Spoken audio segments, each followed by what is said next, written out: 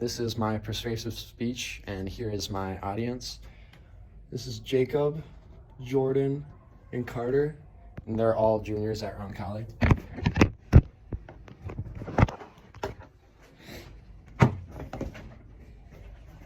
I'm sure that you have all heard about the gun debate here in America. Some of you may even have grown up using guns to hunt and stuff. I myself grew up using guns and have done some research into this topic about the gun issues in America. So today, gun laws and violence are being misunderstood by people, but I believe that the laws are good the way they are. In this speech, I'm going to explain why gun laws are good the way they are, how they're being misunderstood, and why they are viewed the way they are.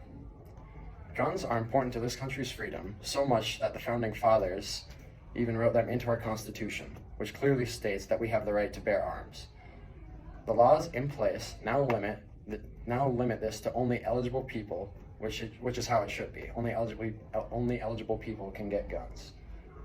The Congressional Research Service states that performing background checks on individuals looking to buy a gun greatly decreases the chances of someone with ill intent receiving a firearm, therefore stopping potential crime.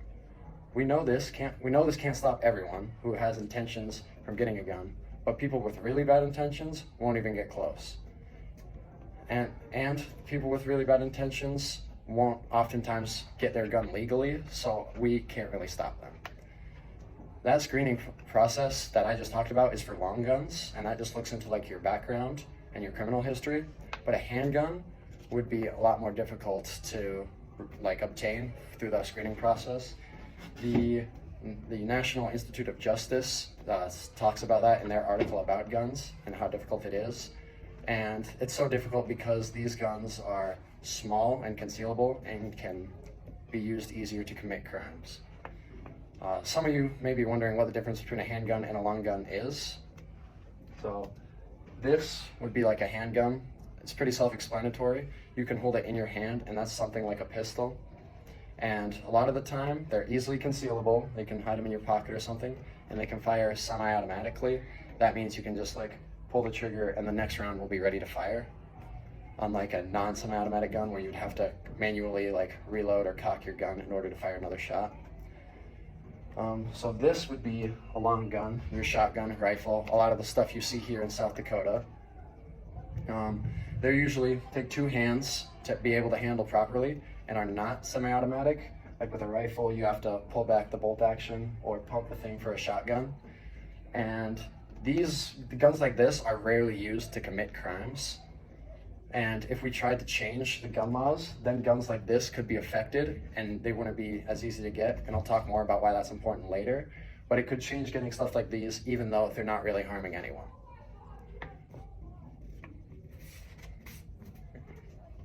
And I believe that the viewpoint to restrict that is wrong personally. So I'm going to talk about what some people believe it should be. So some people think that there should be no firearms at all. And this is a pretty extreme argument in my opinion. Guns are basically a part of culture now in America. And I think it just wouldn't be smart to get rid of them. The US Department of Justice states that firearms are a primary way to defend yourself. They can defend you against almost anything. 63% of Americans say that they believe they are safer while owning a firearm. And that's stated by Jeremy Travis in an article about firearm safety and stuff. Having a firearm allows you to have that sense of protection because it allows you to protect yourself, but not only yourself, but the people you love. And as I said earlier, banning all guns would include these long guns. And a lot of people, especially here in South Dakota, use these guns for their livelihood. They hunt, they put food on the table, or they're out in the wilderness doing things, and that's self-defense against any wild animal attack. So another thing here is, this would be a chart showing that the majority of Americans own more long guns than short guns, so more people would be affected for really no reason.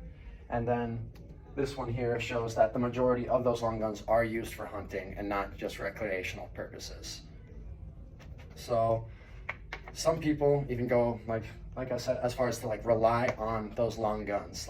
That is their livelihood. They can't eat without shooting an animal. And just because guns are used for bad things doesn't mean we can get rid of them. If that were the case, we'd have to get rid of cars too. which cause more deaths each year than guns. You don't blame the car, you blame the driver. The same as you shouldn't blame the gun, you should blame the person holding the gun. It's not the gun's fault. So laws should be like more harsh on those people, not the guns themselves. And then the crimes that people associate it, like those horrible crimes that people want guns banned for, are usually handguns, which is why some people just want like only handguns to be gotten rid of, which is like better than no guns, but it's still not great. They want them gone for the violent crimes they commit, and as I said earlier, it's not the gun's fault, it's the people's fault. And if we banned handguns, criminals, that wouldn't stop criminals. They still get guns illegally, they still do all that stuff illegally, and now any like normal citizen is just gonna like lose any way to defend themselves if they're following the law and not getting a gun. A criminal with a gun isn't just gonna put it away because it's illegal. They already don't listen to the law. And illegal gun circulation, like that's just not gonna stop. Plus, like I said earlier, the citizens, they can't defend themselves. So let's say you got robbed. Anyone with a gun, they just have all the leverage. There is nothing you can do to stop them anymore because they could just shoot you and you could do nothing about it. And yeah, they would just allow them to rise up, kind of, you could say. They just have a lot more power. All right, and according to the U.S.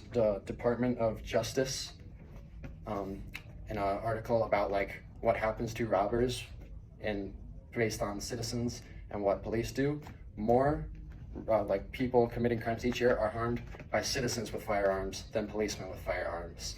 And that just shows how it's one of the most effective ways to protect yourself from someone with a gun. And I can understand that getting like robbed and someone with a gun, that's scary, and that's just completely okay to feel.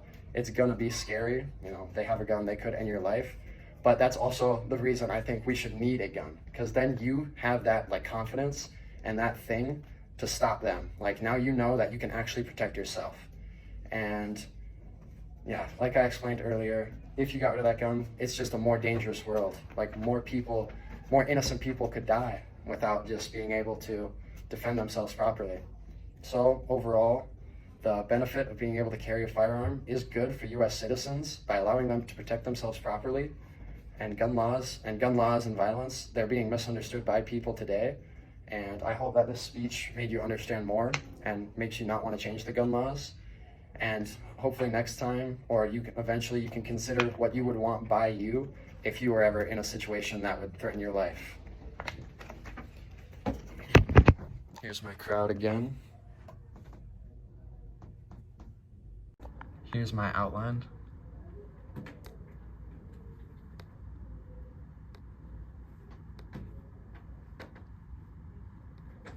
And here are my note cards. And here's my slideshow.